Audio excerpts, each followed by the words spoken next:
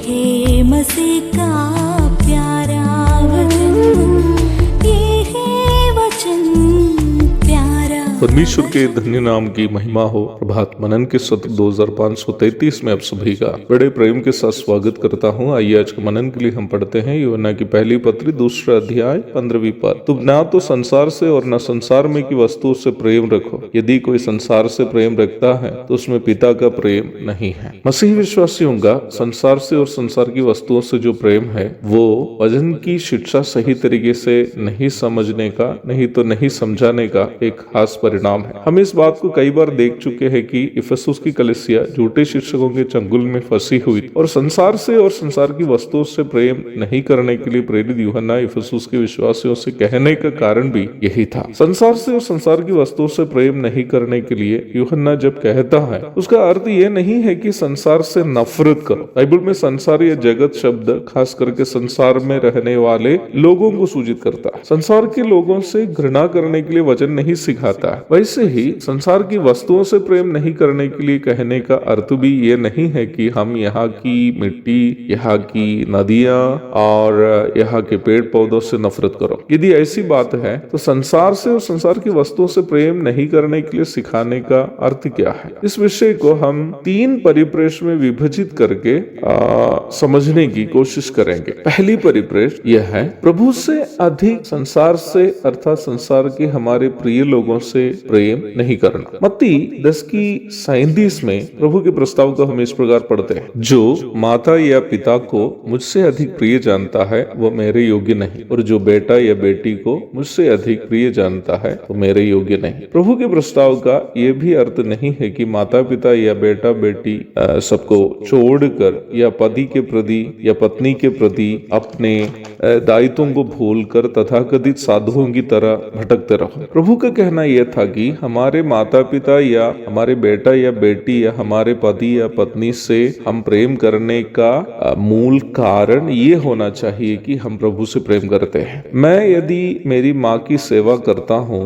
नहीं तो मेरे बच्चों की देखरेख करता हूँ, नहीं तो अपनी पत्नी से प्रेम करता हूँ, तो उसकी वजह उन लोगों के कुछ गुणों से बढ़कर प्रभु से मेरा प्रेम ही है। नहीं तो उन लोगों से मेरे रिश्ते से बढ़कर मैं इसलिए उन लोगों से प्रेम करता हूँ क्योंकि मैं प्रभु से प्रेम करता हूँ। हमारे कटिहार के चिल्ड्रंस होम में कुछ ऐसे भी बच्चे हैं जिसकी माँ पिता की मृत्यु के बाद बच्चों को छोड़कर दूसरे कोई मर्द के साथ रहने लगी है या उनसे शादी करके उनके साथ जीवन बिता रही है। नेपाल से मुझे मिला हुआ 8 वर्ष का एक बेटा के बारे में मैं आपको बताना चाहता हूँ। उसके पिताजी की मृत्यु के बाद उसकी माँ उसे दादी माँ के पास छोड़कर दूसरे किसी पुरुष से शादी करके चली गई। बुजुर्ग दादी माँ को उस बच्चे की देखरेख करने की क्षमता भी नहीं। बगल में रहने वाले एक मसीह बहन बच्चे को खाना पीना देती थी। और एक ऐसा बच्चा भी हमारे पास था जिसका पिताजी उसकी माँ की हत्या करके दूसरी महिला के साथ रहने लगा था। इन सभी बच्चों को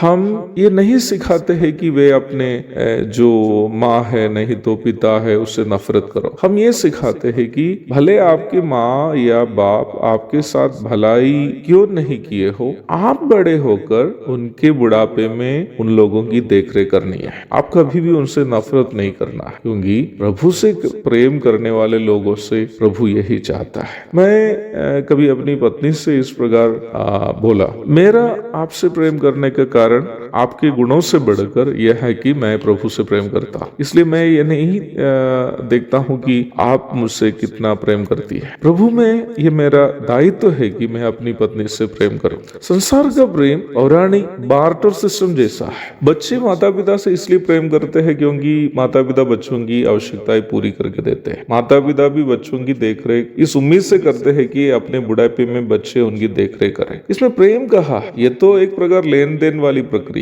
यदि माता पिता बच्चों को ये सिखाए कि किसी से अधिक बच्चे प्रभु से प्रेम करें तो माता पिता से चूक भी हो जाए, बच्चे अपने माता पिता को उनके बुढ़ापे में हर हाल उनकी देखरेख करेंगे ही। माता पिता अपने बच्चों से अधिक प्रभु से प्रेम करेंगे तो बच्चे भी अपने माता पिता से अधिक प्रभु से प्रेम करेंगे। परमेश्वर से प्रेम करने वाले माता पिता अपने बच्चों को भी वैसे ही प्रेम करेंगे और परमेश्वर को सम्मान करने वाले बच्चे अपने माता पिता को भी वैसे ही सम्मान करेंगे। प्रभु से प्रेम करने वाला पति कमी घटियों के बावजूद भी अपनी पत्नी से प्रेम करेगा और वैसे ही पत्नी भी पति के कमी घटियों के बावजूद भी उसका आदर करे, क्योंकि दोनों एक दूसरे से बढ़कर प्रभु से प्रेम करते हैं। प्रभु से प्रेम करने वाले माँ बाप से प्रभु का वचन कहता है कि वे अपने बच्चों के प्रति अपनी जिम्मेदारियों का निर्वाह करें, और वैसे ही बच्चों से कहता है कि वे अपने माता पिता की आज्ञाएं माने। परमेश्वर का वचन ही पति से